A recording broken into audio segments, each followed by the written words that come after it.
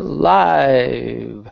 Hola, cage fighting connoisseurs. This is KidNativeBloodyElbow.com, and Zane, Simon, and I are here to talk about the UFC 173 that just happened. Quick disclaimer for those of you looking to see the actual 6th round of the fight. Quick tip: in MMA fights, there's only 5 rounds, so I'm not sorry that I confused you or misled you into coming here. And in fact, I'm trying to get people to watch the show who watch the UFC. So I want everybody who watches the UFC to watch the show. So I'm not going to apologize for you, but just want to give you that heads up. And for everybody else who actually watches the show and likes the show, please give us a like, because all these people that come by with the reading comprehension problem and see it say post-fight show, and it's not the fight that they're trying to get for free, they give it a thumbs down. So please, if you like the show, please do give us a thumbs up. It's anyway, true. It's important to my sense of well-being. I mean, if I'm not getting positive feedback there, I'm certainly not getting it here. Indeed. And my bad for not introducing my co-star of the evening, Zane Simon. We're here to talk about UFC 173, a night of a huge upset, a night of some sadness for old fans, a pretty up and down card of action, some freakish events, some unfortunate events, some eye pokes, some injuries, the destruction of a nation star. But let's talk about Renan Barao and TJ Dillashaw. TJ Dillashaw knocked off the king. The longest, they were claiming it was the longest winning streak. Were they going for the longest win streak in UFC in MMA history with their high? I think they wanted to say MMA history. I think they stopped themselves just short of saying MMA history, because the longest winning streak holder is Travis Fulton. Yeah. I mean, like every major MMA record of note, they're all held by Travis Fulton. And Travis Fulton, for those who don't know, is a legendary fighter who fought more times than anybody else ever. Has fought in the UFC, I believe, even too. He did once or twice, maybe. I can't remember. But totally old school, and this is my forte, and I can't even remember because, frankly, I'm pretty blown away. Huge win for TJ Dillashaw. Huge win for Dwayne Bang Ludwig. That's the real story of the fight. Yeah. I mean, TJ Dillashaw executed the plan, but Dwayne Bang Ludwig emerges as a major coach, Especially because in the wake of Faber kind of throwing him under the bus over the past couple weeks. Exactly. This is not only is this the fighter that's shown the most striking, the improvement. TJ Dillashaw is so head and shoulders. This TJ Dillashaw today would kick the shit out of TJ Dillashaw before he was Dwayne Bang, coached by Dwayne. And I'm not saying Bang did it. TJ did it. Oh yeah. But Bang taught him things. And for those of you who don't know, Dwayne Bang Ludwig was the man in the corner tonight for TJ Dillashaw, the consigliere, the coach, the voice in the ear, and Uriah Faber was not. And this is historically Uriah Faber's team alpha male that has gone up against Renan Barao and his team and lost many the time. And Faber couldn't even touch Barao. But tonight, TJ Dillashaw, he reached Barao and he had his way with him. He finished him. It was unbelievable. Tell us about the fight, Zane. You're the guy who actually watched the fight, so tell us what happened.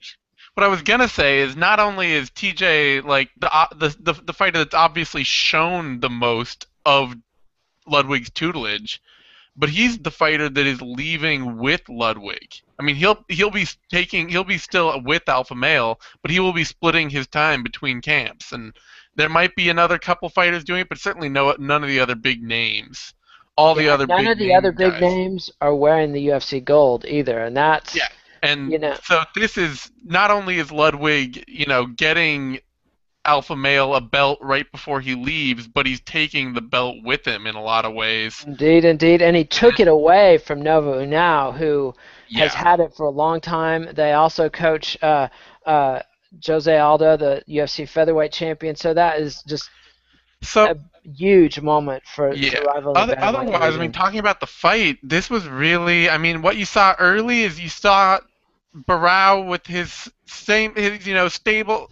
One of the things that you find with Barao is watching him is it takes about 3/4 of a round to really get his rhythm, where he'll just he's kind of patient, he'll get hit a little, he'll trade shots a little, and then he starts to time you, and suddenly you come in and charge at him, and he's locked in on your exact rhythm. And that's what you saw with Eddie Wineland, that's what you saw with Uriah Faber. With Michael McDonald, that took a little longer. The big change there was really that he had kicks and McDonald didn't. McDonald just had a boxer's arsenal. But Dillashaw showed the amount of footwork he showed. I mean, it wasn't even like you want to say like Dominic Cruz-esque, but it was so much more studied than what Cruz does. What Cruz does is solid, and it's worked for a long time, but he often puts himself in terrible positions to land just like it's high energy movement that will often put himself out of position, but it happens so frequently and with such irregularity that it's impossible to time. It's like, oh, he's throwing this crazy uppercut while stepping straight into my wheelhouse, but he's so off rhythm that it's hard for me to time it. Dillashaw, I mean, that was just picture perfect The studied difference is striking Dominic footwork. Cruz could execute his game plan to perfection and win a fight against Barao, but he would not be finishing him. He would be Yes. outpointing him in a tedious, dreary, awful fight. And Dillashaw stalked him down and killed him. Yeah. Dominated him virtually every way you could dominate an MMA fight. There's no question about who won the fight. Now, could Barao do better in a rematch? Of course Barao could do better in a rematch. All kinds of things are factors in an MMA fight. Can TJ Dillashaw handle a title? That's a whole different thing. Ask Buster Douglas about that.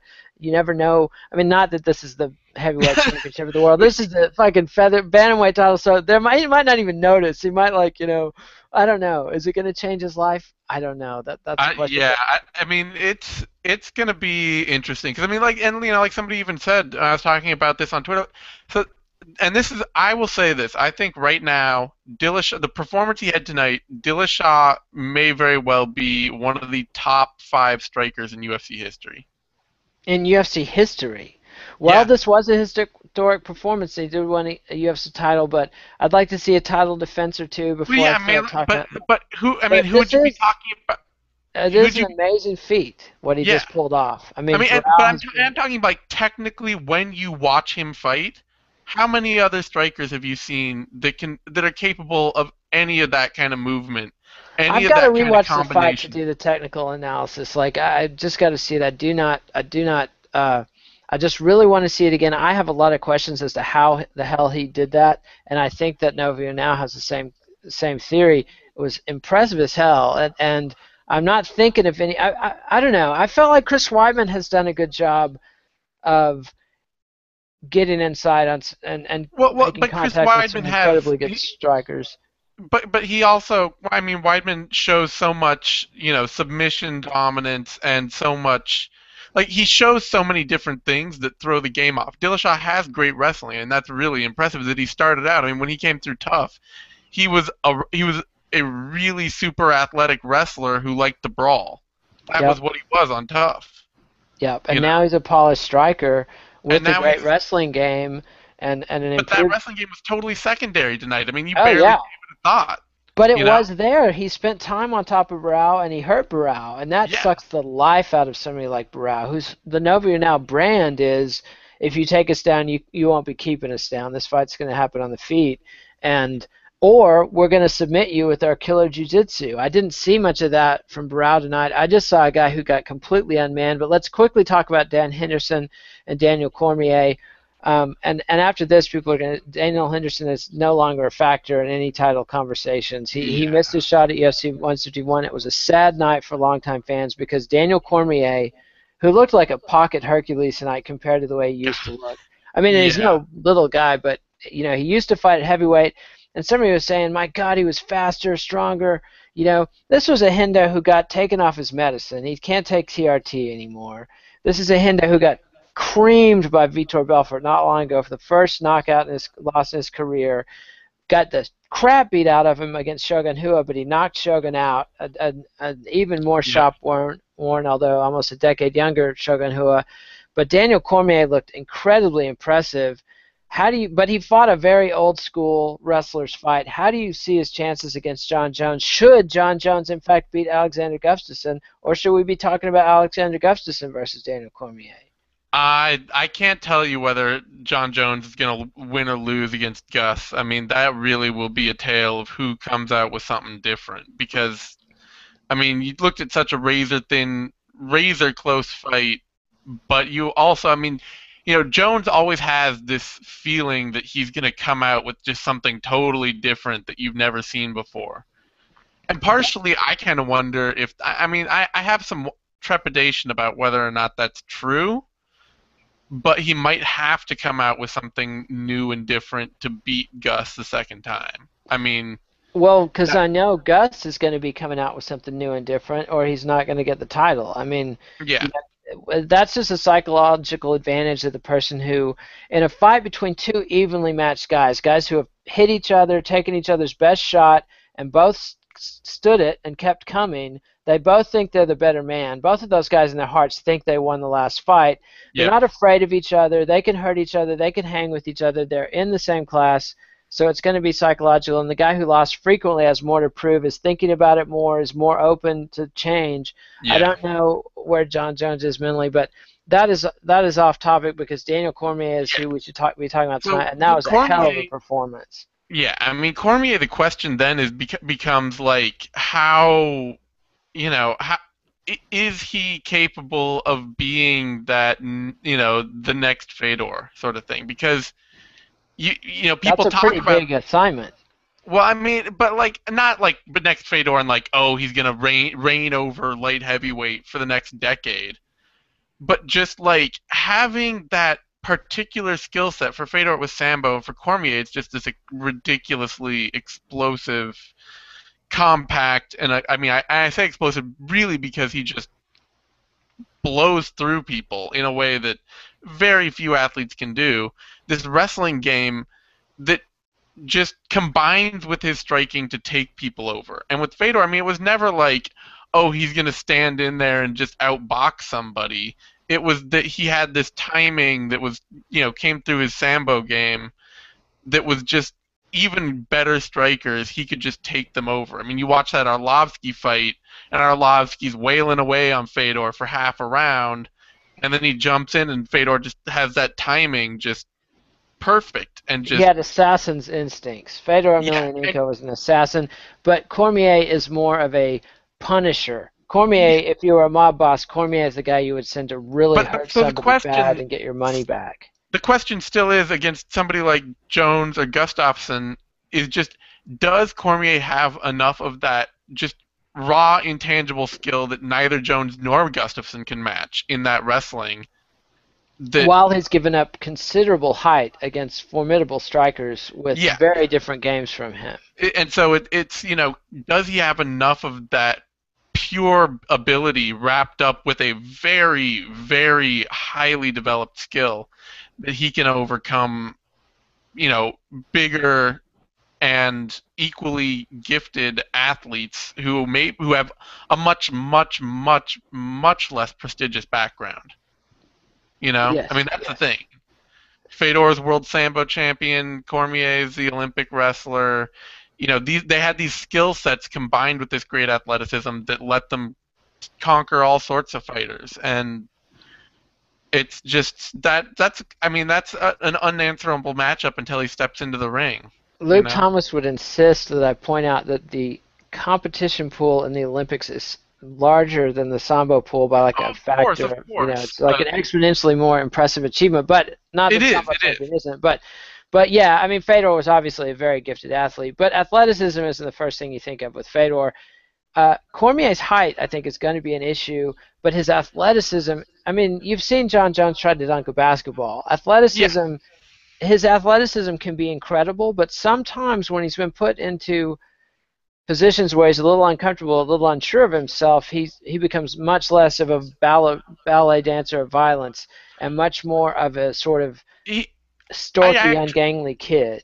I severely have doubts that he can maintain a range striking game. I honestly think the whole, him infighting with Teixeira, and they're like, oh, we went into his wheelhouse and took him out.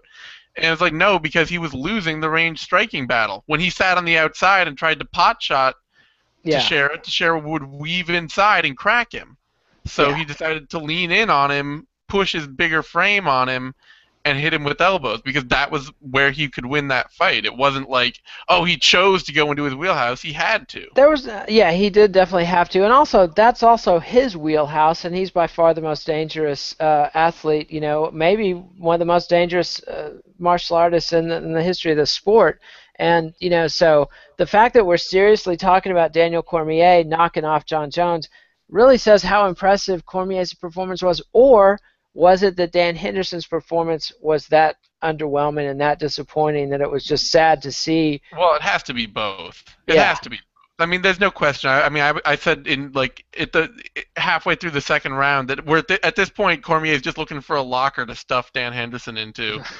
You know. Yeah, that it's harsh, and I think one thing some fighters would see it as insulting that you take, you know, a great ex-champion like Dan Henderson, never a UFC champion, but he held almost every other belt in the sport. He was the only guy to ever hold Pride belts in 2 weight classes at once, back when Pride was the world's leading MMA organization, and he was a Strikeforce champion, and he beat Fedor Emelianenko. He wasn't the first to beat Fedor, but he did beat him in a great fight. So. And rings King of King and UFC tournament champion. Yes, rings King of Kings. Now that's old school. That was a great tournament. That was the tournament where Fedor emerged, where Dan Henderson emerged, where Nogueira emerged, where Babalu Sobral emerged. A generation of great mixed martial artists emerged out of the rings King of Kings, which was at the time, 1999-2000. Everybody talks about the Pride Grand Prix of 2000, but really rings King of Kings brought together many of the great fighters together first. And so a great event. Kind of hard to track down, and the rule set was a little odd, but it was a legit. There's nobody saying it was a fixed event or anything like that, and it wasn't a pro wrestling event. It was a true MMA event. But let's actually drill down into this card and just quickly run through bottom up, starting with the 3 UFC Fight Pass fights. Welterweight David Michaud versus Li Jilang. Very impressive unanimous decision. We might have a Chinese star here.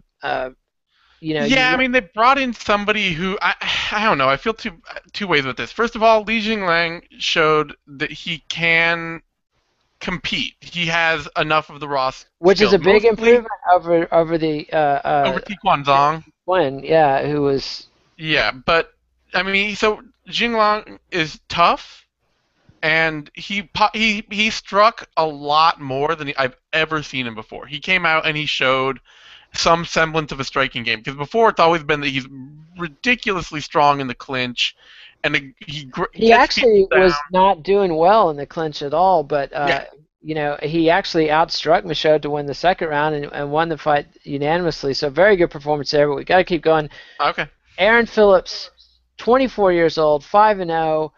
Interesting Taekwondo background. Maybe too much too soon, because he got beat by Sam Sicilian in a featherweight fight.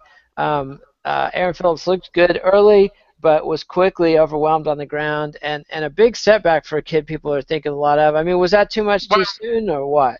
I don't know about thinking a lot of. I mean, he's decent. Basically, I would say that 2 years from now, if he takes away the right things from this and keeps fighting, and he keeps improving, 2 years from now he wins that fight easily. But that would be the thinking. But I mean, is he so set back that he's not going to be able to get that chance? No, I don't think so. I don't think that this it wasn't fight, a confidence-breaking. I mean, yeah, he didn't get knocked out. He survived a fight that anybody with eyes and who had watched him fight would know that he was going to lose this fight, because he's not active enough, and activity comes from experience. He's a great striker. He's got a lot of good technique. That is an interesting proposition, because the more experience I've gotten in life, the less active I've gotten. And you see this with UFC champions. GSP did not become more active the more experience he got. And this, folks, I love Zane. He's one of the smartest analysts in MMA. I got to finish this. Talking about this is why we call him championship that belts. Idiot, Zane Simon. No, you're talking about a difference in championship belts and actually getting experienced. George St. Pierre, watch George St. Pierre's first couple fights and then watch him early in the UFC. You are looking at a much more active fighter. Very true. At an early point in a fighter's career. At an early point in the fighter's development, one of the hardest things for them to develop, and what takes the time, is becoming more active. It's developing a rhythm, a comfortable rhythm. And this keeps Sam Sicilia comfortably in the UFC. Yeah. So, yeah. Yeah, so we're good. So Aaron Phillips hopefully will be back and be better, and someday be quite good. But Anthony Njoukani and Vince Pichel, This is one of rough those ball. fights. I rode Costa Philippou, and I will definitely try to remember Vince Pichel's name because I don't like when a fighter starts with multiple fouls and then coasts over a damaged opponent. There was an eye poke and a nut shot that he was not Yep. sanctioned for. How about we have a fight? First I get to eye poke you and then kick you in the balls, and then we can start. Like, that is just, it's never fun to watch. Even if it was unintentional, it's just hard to Well, the forget. thing is that you can say it's unintentional, but the truth is, watching Pichel strike, he's so sloppy that those kind of errors are just like the natural result of being a terribly sloppy striker. Like Ouch. he Yes. throws it, he doesn't pick his knees high enough up when he needs. He doesn't get all that, good a range on his kicks, and he throws a whole bunch of really sloppy punches. And when you're trying to, when you you're just like this windmill of half techniques, then you're gonna commit Windmill of half techniques. That is a good phrase, my friend. you're That is just a gonna good phrase. commit all sorts of fouls. That's the result. And It's true. So it's like an uncontrolled sort of whirling ball of knives in there. Nobody yeah, knows what's going to and happen. and so I mean the damnation for Njokuani is that he did not keep. He tried to sit down in front of Pichel and dominate his striking just through head and torso movement. He would, he'd keep He moving his wanted to feet a land the little. hard shots. Yeah, but he didn't move his feet enough. I mean, he had an opponent who was a vastly superior wrestler. I mean, we got to take that away from this. Pichel, I mean, by the third round, the way that Pichel was ragdolling Njokuani around was impressive. The fact that he was still able to generate that kind of torque on his takedowns, and the variety with which he was getting them, and the way he was changing them up was all very impressive. And the unimpressive takeaway is that when faced with somebody who he can obviously outstrike, Njokuani still he didn't produce enough footwork, and he didn't stay at range well enough to keep the fight on the feet. It's true. It's true. But we got to remember our audience is mostly drunk and stoned because they just watch a bunch of fights. So we got to keep moving. And and Yeah. uh, and so Anthony Njokuani, a bummer for a guy that's been with Zuffa for a long time, but down. But talk about a huge upset to open the FS1 card. Ali Aquinta came in as heavily favored. If you saw Mitch Clark crying with emotion after he landed the sweetest Darce choke off Oh an yeah. intended guard pass, Mitch Clark did not expect to win that fight. No, God, Ali no. Aquinta was whipping his ass and looked great. Ali Aquinta's been on a hot streak. Great win for Mitch Clark. Really proud of himself and deservedly so. Overwhelmed with emotion.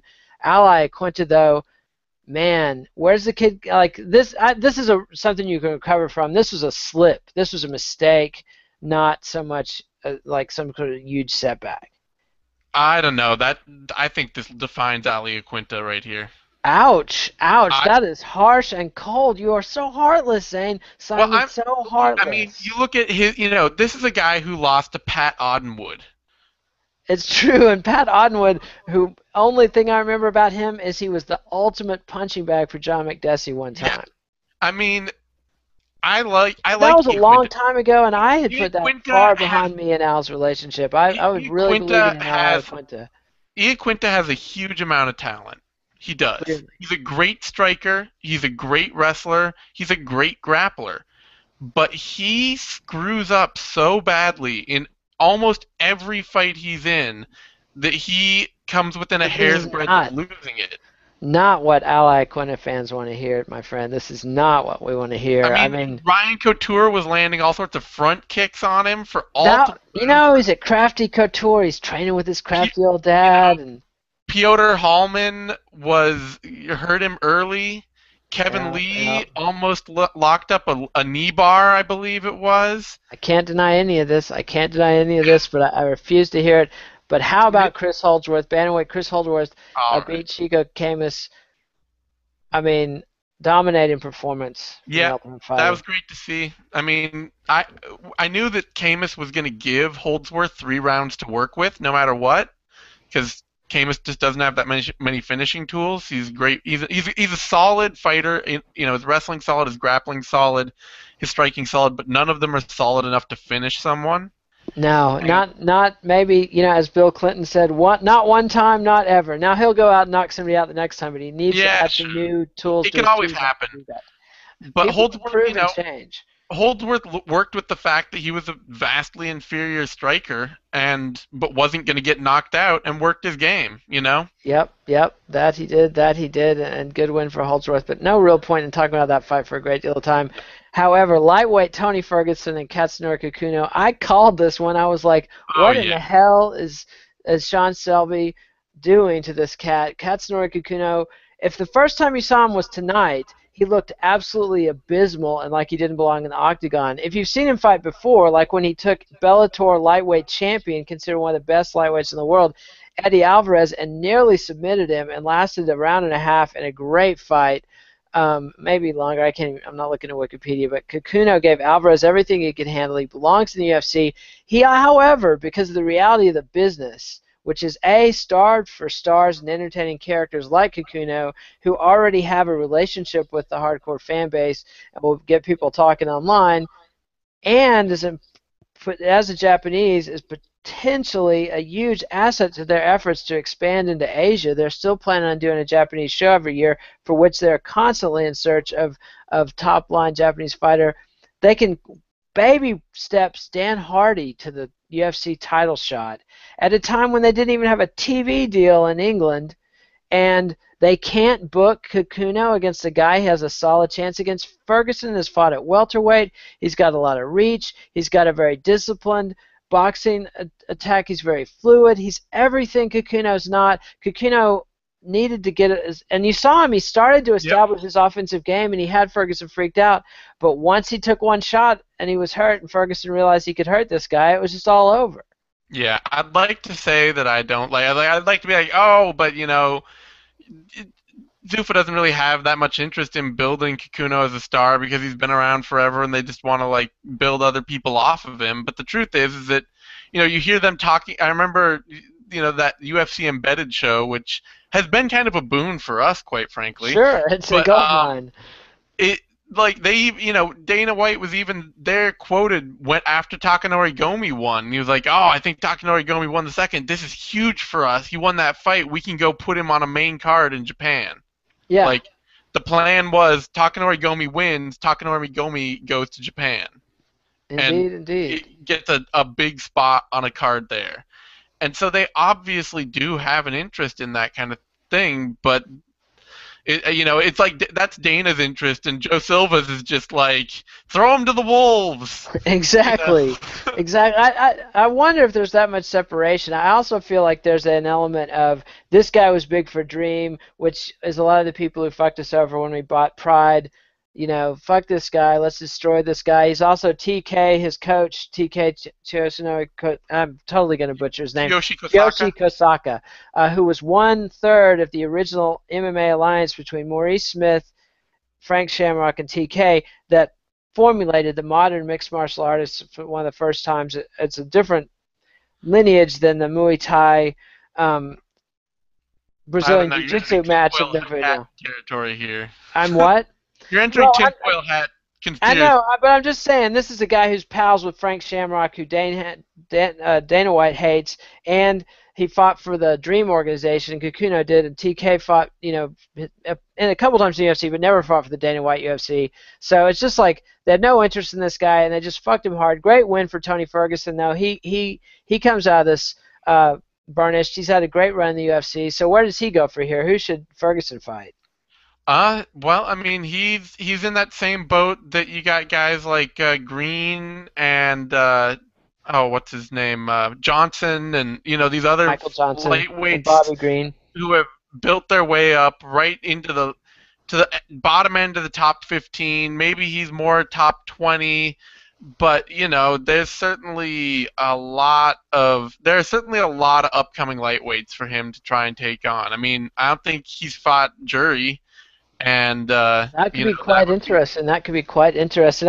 Kikuno is so far outside the realm of UFC competition. He's had one fight in the UFC against at the very bottom of the division, and then he moves up into the mid-tier immediately, which, maybe they really believed in him. That's entirely possible as well. He's a very impressive fighter, but I just feel like he just got thrown to the wolves by Joe Silva, who Sean Shelby actually booked this fight. They should have known better.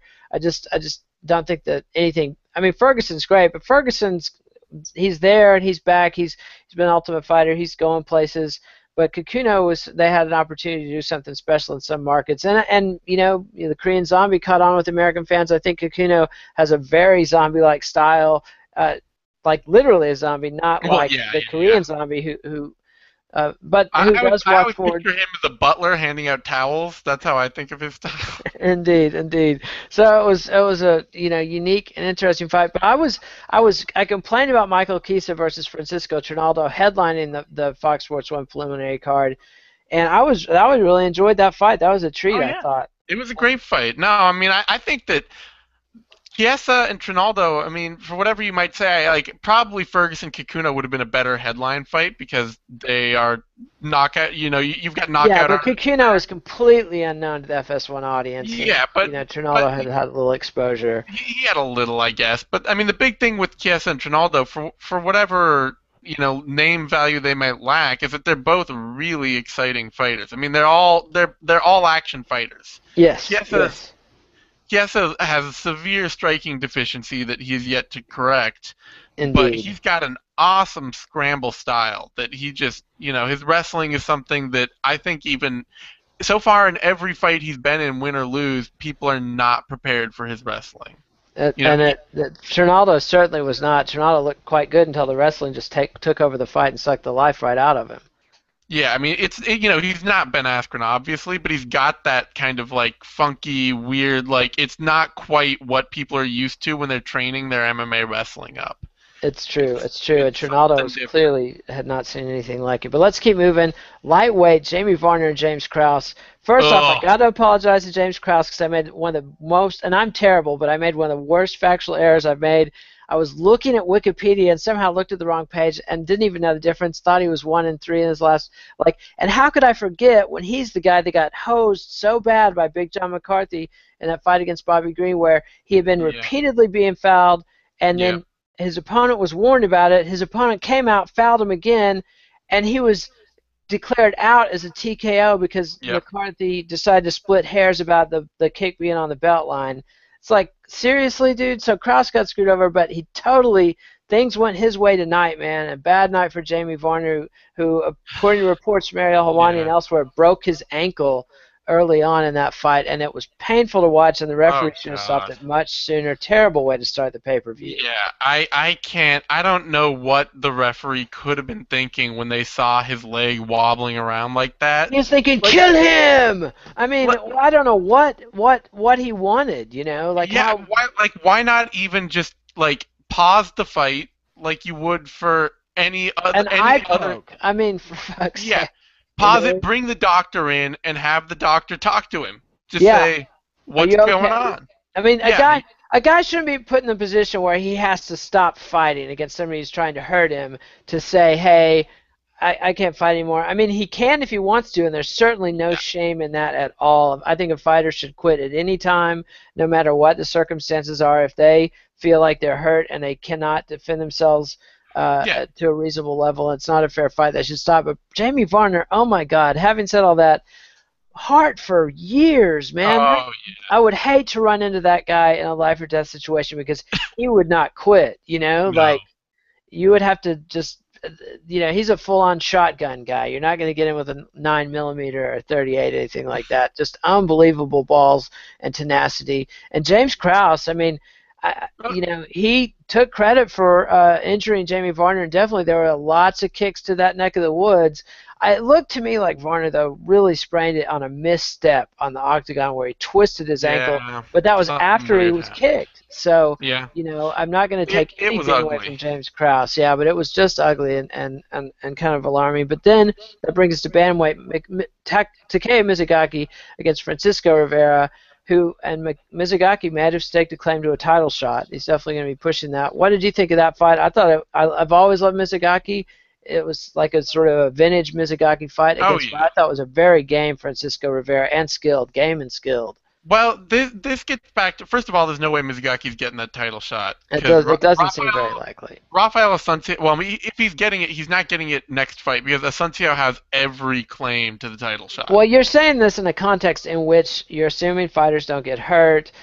Well, You okay, know, but there's not a contract there's no dispute. way that Mizugaki. I mean, Mizugaki has a claim to it. He has like the Exactly. ability to ask for one, but he's not the fighter they're gonna make the title shot for. They're gonna make the title shot for Asuncion because Asuncion just beat Dillashaw. Whether Yeah. people thought he should have got that decision or not, he's got it on his record. He Yep. has a Yep. win over the current champion. And Like that is that's always an appealing formula going back. That makes me think of Chuck Liddell against Jeremy Horn at a time when it really made very little competitive sense since Jeremy Horn hadn't been in the UFC and he had moved down to a lower division. And people weren't thinking about that. But the rematch, the revenge match, especially Dillashaw is going to want that fight. It's oh going to be a yeah, very easy fight for the UFC to sign. But nonetheless, Mizugaki, Mizugaki. fight people saying, had Barao won, Mizugaki's lane would have been much clearer. As it really make that much of a difference who Yeah. wins the title? This. I mean, this fight ended up being, and I don't want to like blow my own horn here, but this fight was Yes, you exactly what do. I thought it would be, for exactly the reasons I thought it would be, which is that Rivera. I mean, he's a good fighter. He's got a lot of tools. He's solid. He hits hard, and he creates consistent offense. I mean, he's always going to be going for it. But the thing is that he's not technical enough to hurt people with consistency. Like, he can't land the same shot over and over again because he doesn't have enough technique. And Mizugaki's got an iron chin. So That he even when he was does. able, he can't, against the top level of opposition who aren't just going to go out on a platter.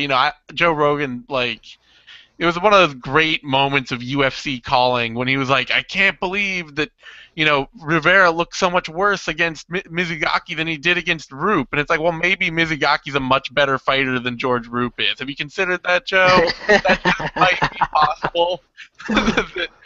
That seemed to be the case. Yeah, I mean, Mizugaki, he's a solid technical boxer. He's never probably going to finish a fighter in the rest of his career. I mean, anything's possible. Guys but improve all kinds of things. Somebody could walk right into the perfect shot. I mean, but but Rivera did, and it still didn't happen. it's true. It's true. He really did. But dominant by Mizugaki, and just it's the quintessential Mizugaki we've come to love. Gutsy, iron chin, good movement in the pocket, solid fundamentals. If you've left yourself open to be hit, he will hit you. He can throw combinations, land punches and combinations, and hurt you, be hurtful at any punch in the sequence. So he's just solid fundamental stuff. Yeah. But now we're moving up to welterweights, Robbie Lawler and Jake Ellenberger. And Robbie Lawler sent a message, I thought, tonight that he has advanced to the next level.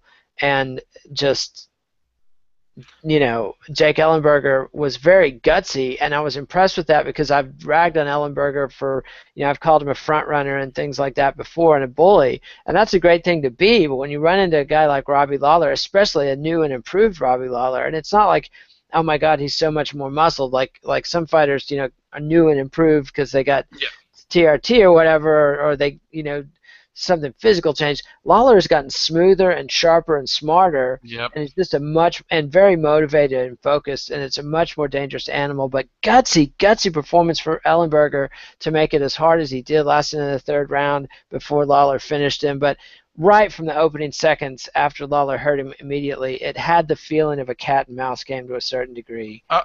This fight, like, it was basically like that was sex in the cage for Lawler. I mean, that was just For like Lawler. Yes. Lawler. That was just like that was just, if it wasn't for Dillashaw, that would have been the hot shit performance of the night.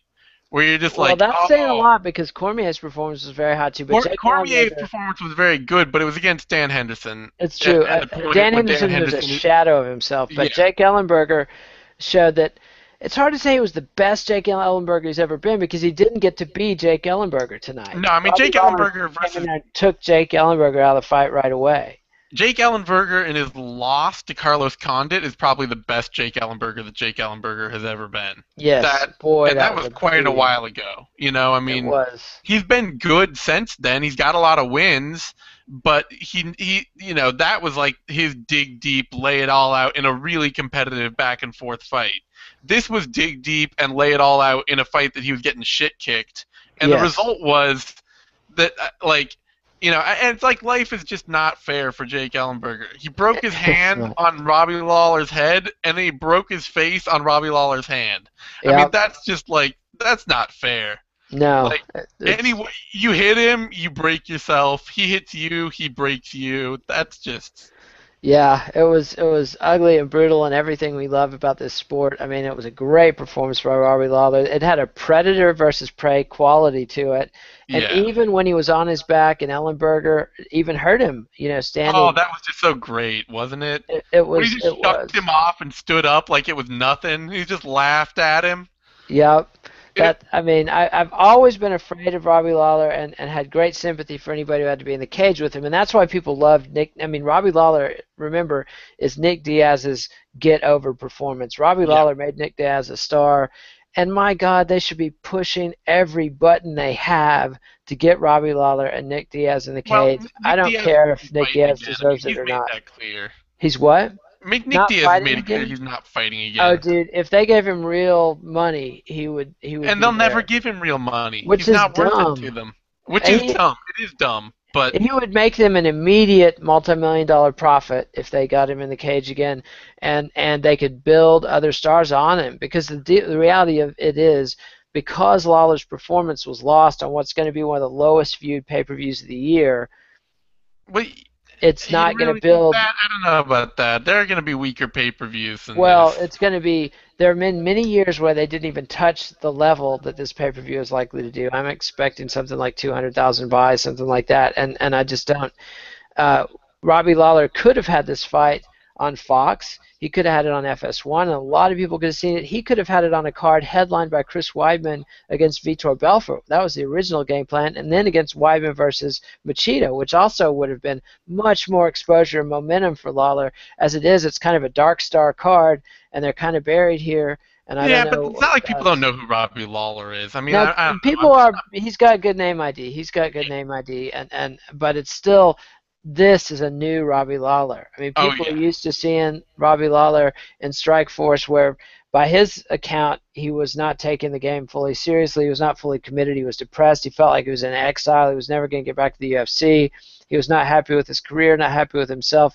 Suddenly, he gets the opportunity, gets back in the UFC, and quickly proves to everyone and himself that he belongs here. And I think oh convinced himself that he was back and this was real when he just destroyed Josh Koscheck and for all intents and purposes ran Josh Koscheck right out of the welterweight division. And so he just seeing this improvement, it's a shame that more people didn't see this performance. Same thing for Daniel Cormier. He's an announcer on FS1. Boy, I bet he hopes he gets to talk about the highlights of this fight, but still, it's going to leave a sour. I mean, the thing is about seeing an event live is it can be as ugly and sad as you want it to be, and it's searing.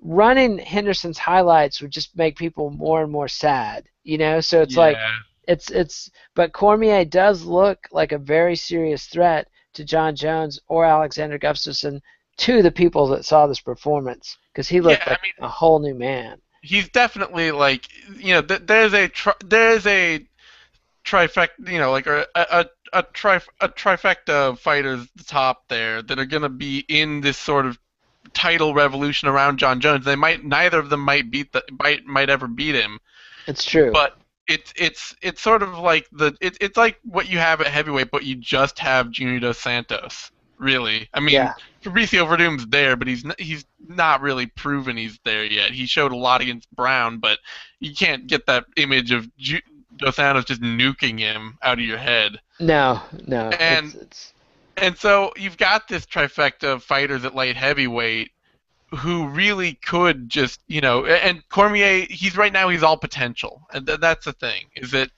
he that's quite something to say about the man who won the Strikeforce Open Grand Prix well, yeah, I heavyweight. mean, he's proven at heavyweight, but at light heavyweight, I mean, these are great fights, and I do think he's amazing. I do think he will contend quite heavily with Jones and with Gustafsson if he fights them. And assuming he fights them, but you can't just say, oh well, Cormier. There's no common matchups. There's no common opponents. That's it. I mean, Yeah, yeah. there are It no is. common It is. opponents between them. He's walking in from out of town. He's a stranger in town, and it's going to be interesting to see how he stacks up. I'm hoping for a round robin. Honestly, I'd love to see all three Yeah. of these guys fight each other in every permutation. Uh, Obviously, at this point in time, you have to go with the champ. Make the Yeah. assumption John Jones is going to handle them both because that's all we've seen from him before. But boy, does Cormier look good. I would not sleep well tonight if I was John Jones. Let's just put it that way, or Alexander Gustafsson. Like if you're like you can't be a sentient being and be fighting and watch this fight and be in a position where you might have to fight this cat. Like, should you achieve your dreams and beat John Jones, here comes this guy. Like, nobody Yeah. wants to be Lyoto Machida and have a one-fight, title reign. Lyoto did have the first successful defense against Shogun, but lost the rematch to Shogun. But so that's, Cormier is definitely, you hear his footsteps, but he was calling out John Jones, not Alexander Gustafsson. And John Jones definitely, I'm sure, maybe he sleeps like a baby. I mean, he's a He champion. probably He's got that does. mindset. Yeah. Looking at his Twitter account, I have to imagine, and his Instagram account, I have to imagine that he sleeps like a child every night of his life. But can you imagine being the person who's in charge of dealing with his social media accounts? Like, now that, No, that's wondering, an up all night. That's an up every hour of the day job. it's like I wonder if he set out pixie traps to protect his phone, because it seems pretty clear like pixies steal into his house and then get his phone and then send things out, and then later John Jones discovers it, and no one is more upset by what Yeah, has no, been tweeted out no. under his name than he is, and it I just love goes away and we all forget about it through pixie magic.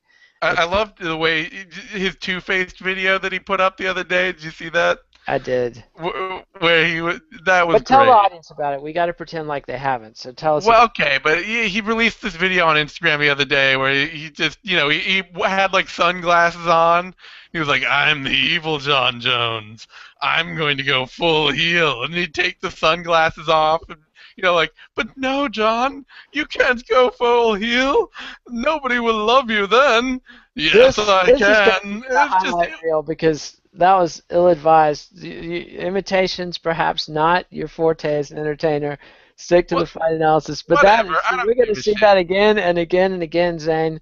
Whatever. That will live forever. Or you can hone your act. If you want to do more fighter imitations, we've had some guys in the biz, Tommy Toehold, and the guy that does the really slick animations, and even in the fight SB Nation Network, and I can't remember his name. My apologies. That starts with a P. Anyway, back to TJ Dillashaw and Hanan Barao. Is TJ Dillashaw going to be the guy that can get this division over with American fans, which Barao did not? Dominic Cruz, frankly, did not. We've been waiting for a second coming of Uriah Faber, except at 135 pounds. Uriah Faber tried to do it. He couldn't do it. He couldn't replicate what he did at 145. And now TJ Dillashaw has the crown. He might be taking it away from Team Alpha Male, going straight out to Colorado for training with Bang Ludwig all the time. Dillashaw's got a lot.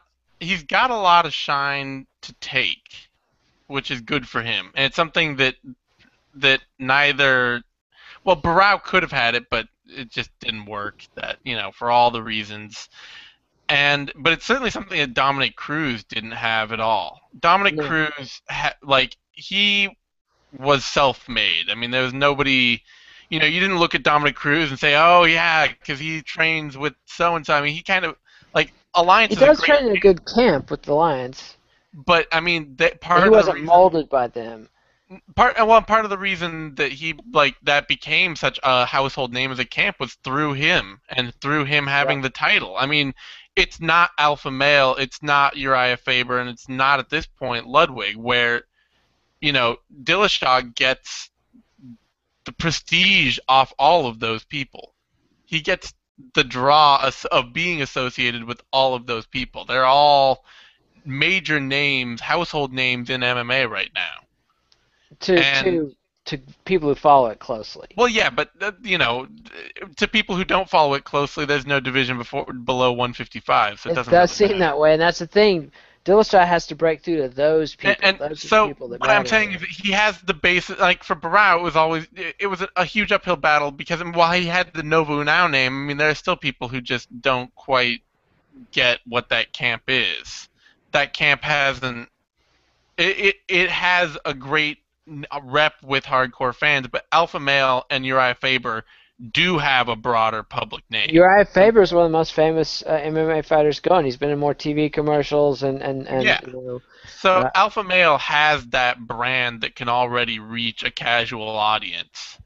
that's true. And And Dwayne Bane Ludwig was his not comeback story, but the coaching debut of the year story. I mean, he went out from being a very well-respected, long time, not a journeyman, frankly, but you know, his claim to fame was for a long time he had the quickest knockout, even though he didn't officially have the record. It was widely believed, but at this point, I don't even believe he can make it.